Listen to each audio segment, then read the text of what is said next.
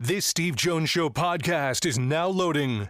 The Steve Jones Show podcast is presented by Sunbury Motor Company, Purdy Insurance, Brewers Outlet, and NIL Game Changers.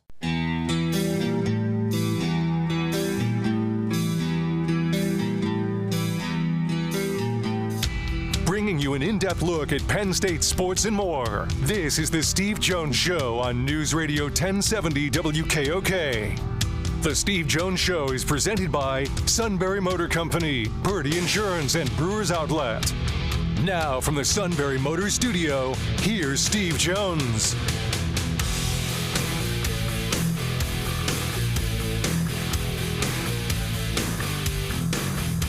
This half hour being brought to you by Purdy Insurance. Market Street in Sunbury. Go to purdyinsurance.com. We have a multitude of insurance needs. Auto, home, life, business, boat, motorcycle, RV. Well, they'll handle all of them for you. Make sure you're fully insured. Do everything they can to save you money because customer service means everything to them. It's all at Purdy Insurance.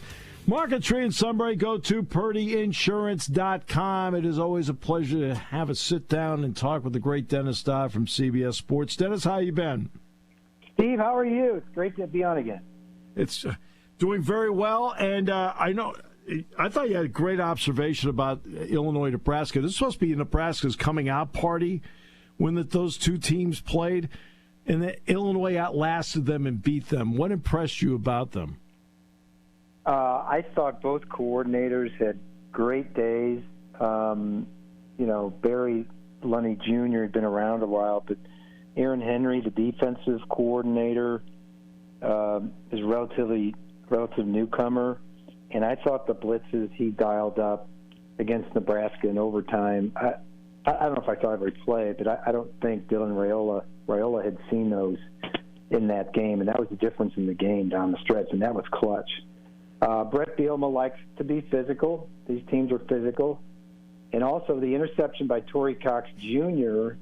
On, I think it's Isaiah Naylor from Nebraska, could have turned the course of both school seasons, frankly. I mean, if that's a touchdown, which it initially was, when you watch it, Nebraska probably wins that game. But it wasn't. It was an interception, very clutch again. And I think it's an opportunistic team. It's a danger for Penn State tomorrow.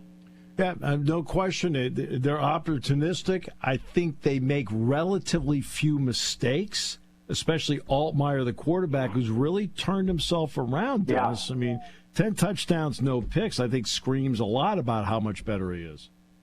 Yeah, he leads FBS in that category, most touchdowns without an interception. I agree. I mean, they brought something out in him that wasn't there at Ole Miss. And I think Brett Bielema's loosened up the play calling. You're not going to play like Wisconsin when you're in Illinois anyway. But they destroyed Kansas in that game a couple of weeks ago. 4 turnovers by the quarterback, who, by the way, there's an offshoot story there. They are dying for Andy Kotelnicki in Kansas right now because they are 1-3, turning the ball over all over the place, lost their identity.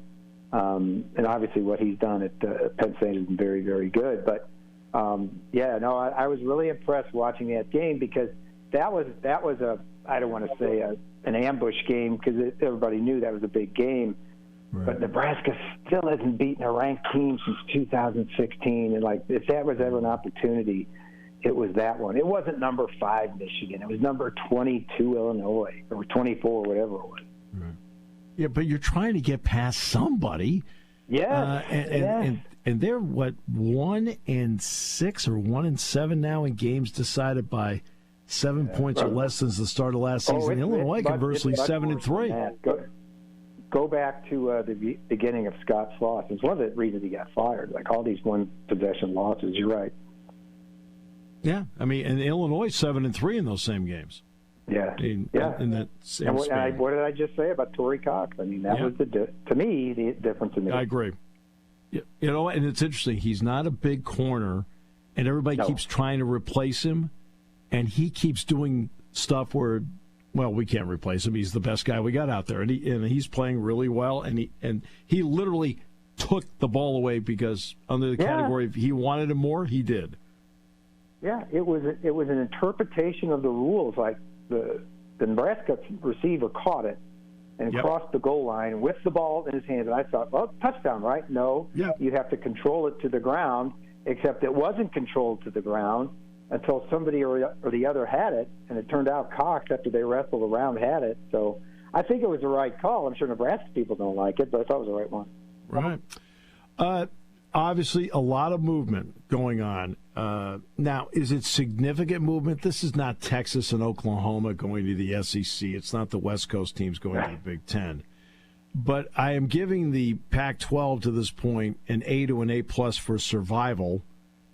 And I'm giving the Mountain West at the moment a B if they go with Toledo and Northern Illinois of attempting to survive. How are you viewing this group of 5 movement that's going on right now? Well, I'm writing about it right now. It's the bane of my existence. I can't help but write about it because it keeps going on and on and on. But before any of this started, like this summer, let's say, going into the 12-team playoff, to me there wasn't any question that the Mountain West was the premier group of 5 conference and would be had it stayed that way. They were going to produce that team in most years, 8 out of 9, 9 out of 10, that was going to get that number 5 spot. And if the listeners don't remember or don't know, top 5 ranked conference champions get automatic spots, top 4 get by.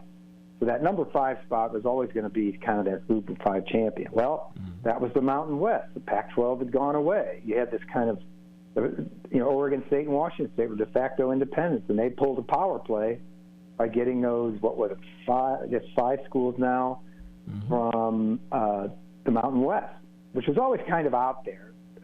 Steve, I wrote about it last August when on a conference call of presidents, the San Diego State president suggested something like this, and everybody freaked out. I found out about it and wrote about it, and they were denying it. Oh, no, that's irresponsible. I go, no, I absolutely knew that happened, and that's what happened. So they got their way. What I don't know is how much value these 2 conferences are apart than they would be together. You know what I mean? If they were merged, I think there'd be a lot more meat on the bone here. Apart, talking to industry, sources and insiders, TV types that do this, it's a nothing burger for both. So we'll see what happens. Yeah, the way I've categorized it is I'll give them A+ for survival, C to C+ for inventory.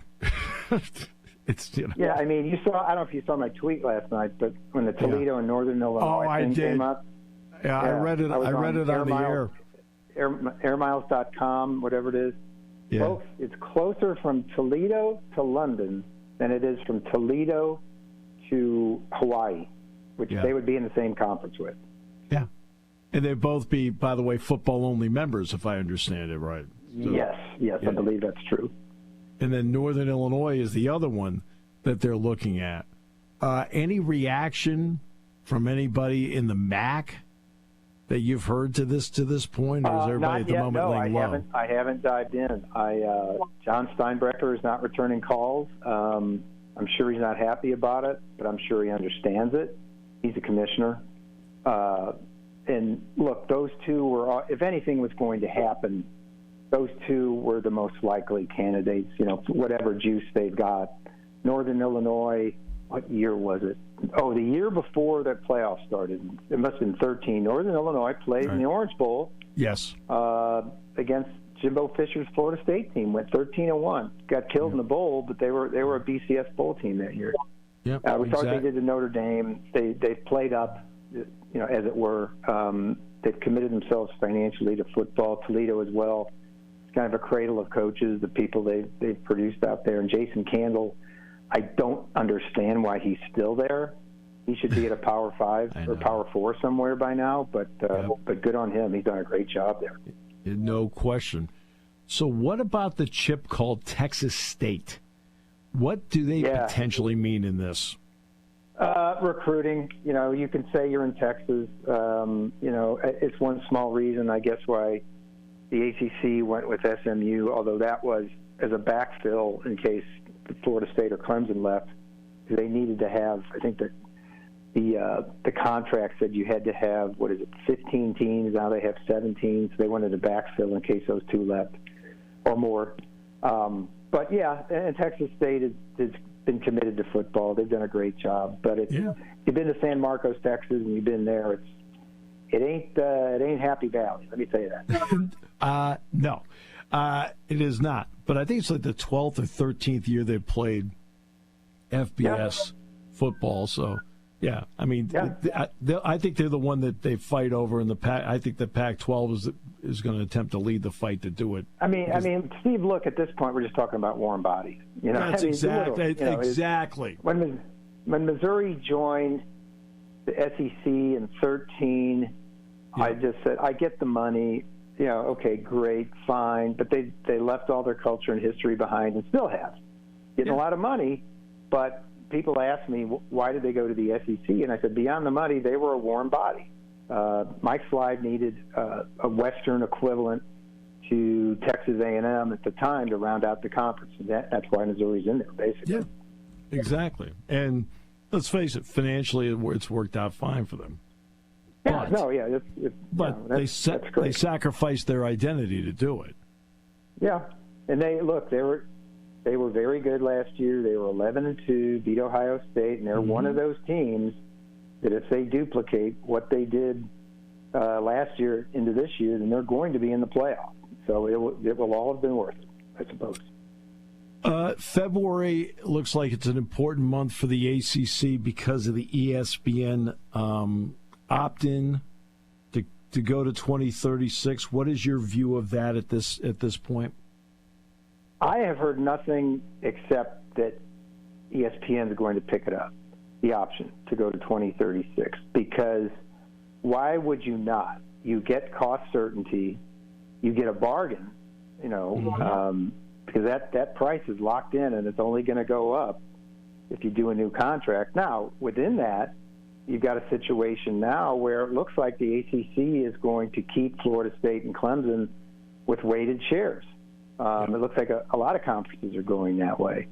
And within that, if I read the reporting right, they may move the grant of right, the contract up, for the grant of rights to 2030. So I don't see any reason why ESPN would not. The conspiracy theorist in me, I'm thinking about Michael Alford, the AD at Florida State. I said, why does he have some information that ESPN's not going to pick this up, and he's playing the long game? Because at that point, if they don't pick it up, the contract ends in 27. Florida State can say, right now, we're not going to renew. We're, our grant of rights, we're done, and they're out. They become a free agent. But then the discussion has never changed off the fact that there's nobody that's going to take Florida State or Clemson right now. I've had it told to my face, the Big Ten, no. The SEC, no. I mean, frankly, the most valuable piece right now might be North Carolina. Yes. Because of their brand value. I asked somebody, and this is one reason, why is North Carolina so valuable? And I forget who even had told me this, but they said, it was a marketing person, they said that shade of blue, Carolina blue, not even attached to the logo, that shade of blue is recognized by 70% of sports fans. Yep. That's saying something. Yeah. Now, so that explains a little bit why they're so popular. Well, when you have it labeled as Carolina blue, yeah. I mean the pure label, just the label tells you everything about that. The average person knows right away what it is. Yeah, and they're one of the biggest Nike flagships. Obviously, basketball is good, football is representative, academics are all right there. So they really, add everything. So let me ask you about the grant of rights being moved back to 2030 instead of 36 and all that. Is that the ACC's compromise to help out here, or what's the reasoning behind that? I think that was, I don't know if it's a compromise. It was like, yeah, okay, we'll do this weighted share, and we'll move it up to 2030. Maybe everybody wants that now, because you know what 2030 is? 2030 and 2031, Steve, is coterminous. And coterminous means everybody's contract ends at once. Yep. So if everybody's looking for this breakaway or separation or, SEC, Big Ten move out, that's when it's going to happen, when these media rights deals expire. So I think it's convenient for the ACC, again, not to be left behind and have the conference break up on its own, than to have everybody be the same. And if there is a deal to be done, then they can all do it at the same time when everybody else is going to market. So I think that's part of that. I think that's smart. Right. No, I agree with that reasoning, because when I was in Florida speaking to a Penn State group, it's only natural that it was brought up to me that from somebody in the audience about essentially Florida State. And they said, what about moving to 20? And I said, my answer was, well, I'd like to see how 18 works first. Yeah. And by 2030, the SEC will know how 16 works, and the Big Ten will know how 18 works. I think it helps their decisions. Is that a fair way of looking at it? Yeah, there's a reason the Big Ten and the SEC, I don't think want to do anything right now, because they haven't done, you just said it, they haven't done it with 18 or 16 yet. Let's see how that works out. I mean, there's a thing out there right now, and I wrote about it yesterday. There are like 4 or 5 possibilities, and this is going to happen in the SEC, if not this year, soon, where there are so many good teams and they're so highly rated that they're going to play 3 times in a year. And I'm not even making any judgments on it. It's going to happen. Look at tomorrow, Georgia, Alabama. Well, that easily could be the first of 3 meetings. Okay, the loser stays in contention, wins the conference championship game, which is nothing more than for seeding, and they meet again in the playoffs. That could easily happen. Yeah. We haven't even been through that. People don't even know what that looks like. They don't want another mouth to feed, because this has been hard enough below that level, below the SEC and Big Ten level. So I think those 34 brands are the best you can get right now. The market has spoken. It's those 34 teams that the TVs want, give or take a Vanderbilt or Purdue or something like that. Right. That's exactly right. And brands mean. You can just see in the ratings. The ratings tell you what the brands are. And you're right, they can meet 3 times along the way, because no matter who loses the game, they are not falling far in the ratings, in the rankings. And right now the college football playoff rankings aren't even out anyway. And look, I think one of those teams could lose twice and get in and have a rematch in the playoff. But I think that it came to me, and we may have talked about this in another show, an earlier show. It came to me when the 12-team playoffs started, with automatic, November 30th, Ohio State, Michigan. Oh, that could easily happen. Yes, it could. Michigan, it's not going to happen this year. Michigan's not as good. But the depth of the SEC, I just told you there's 5 combinations I can give you off the top of my head where it could happen this year. And I bet it will. And I let the fans decide what that means. You know what I mean? Like, I'm not even saying it's bad. We'll see. Yeah, I wouldn't say it was bad either until we see how it plays out and people go, okay, look, I'm sick of, you could get the, okay, again, or you could get, hey, let's see the third time. The first 2 were really great. I mean, because it happens in the NFL all the time. They play 3 times in a year.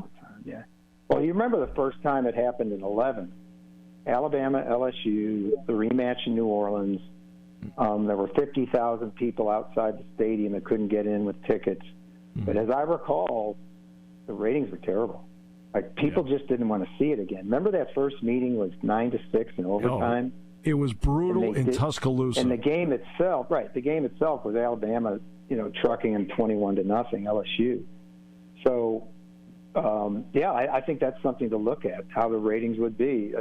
We're talking about superpowers. They would be doing some kind of number, I think. Yeah, I think Florida State had a rematch in the Sugar Bowl. Sugar Bowl. Same thing. The ratings weren't as great as they thought it would be. Yep, 2000 or 01. Yeah. Always a pleasure, my friend. Appreciate it. Where are you going to be this weekend? I needed a blow. I'm at home. Good. I've been out like 5 weeks, so I'll be back in it. I'll see you. I will see you for the Ohio State game. Oh, great. Good. I'll be there, among other things, yeah. Looking forward to it then. That'd be great. Yeah. Dennis, Thank you so much. As always, enjoy. Put your feet up, okay? Just kick back and do nothing. Well, I'll be writing, but not in a overly hot or overly cold press box. You got that right. Dennis. Thanks, Dennis. Appreciate it. RC, thank you. The outstanding Dennis Dodd. This half hour brought to you by Purdy Insurance. Market Street in Sunbury. Go to purdyinsurance.com. Auto, home, life, business, boat, motorcycle, RV. They're just pros who are great people. They'll do everything they can to save you money. At Purdy Insurance. Market Street in Sunbury. Go to purdyinsurance.com as we continue on News Radio 1070 WKO. There's something to be said about a sale with a handshake, a service technician who really knows what he's doing. They can explain it in English what the problem is. There's nothing better than having that friend you could trust in the area. That's Sunbury Motors, where you get selection, knowledgeable salespeople, and prices that fit your budget, and more important, that friend you can trust. Welcome to Sunbury Motors, Kia, Ford, and Hyundai. You could shop other dealers and compare prices, but at Sunbury Motors, you get their lowest price promise. They research the current used vehicle market and guarantee their used car prices are the lowest. If you find a lower price, Sunbury Motors will beat it. 3 dealers all in one. See their full new and pre-owned inventory at sunburymotors.com. Pick out a vehicle you like and schedule your test drive online. Follow them on Facebook. Sunbury Motors Ford and Hyundai, North 4th Street, Sunbury, and Sunbury Motors Kia, routes 11 and 15 in Hummel's Wharf.